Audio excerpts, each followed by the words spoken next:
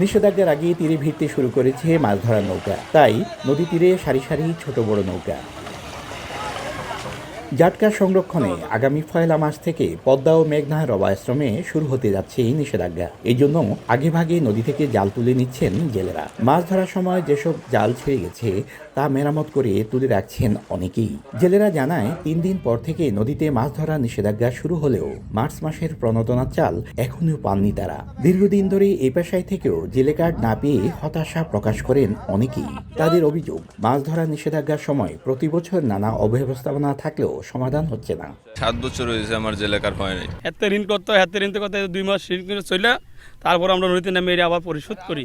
এদিকে সরকারি নিষেধাজ্ঞা অমান্য করে কেউ যেন জাটকা নিধন করতে না পারে তার জন্য জেলেদের সচেতন করছেন প্রশাসন। মাইলিশে চাঁদপুর অনেক স্বাচ্ছন্দ্যে ডিম পেড়েছে এবং এই জাটকা সংরক্ষণটা আমরা আশা করছি ভালোভাবে করতে পারলে ইলিশের উৎপাদনটা বৃদ্ধি পাবে।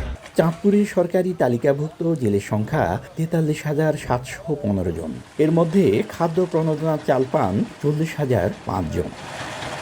ফারুক আহমদ, সময় সংবাদ, চাঁদপুর।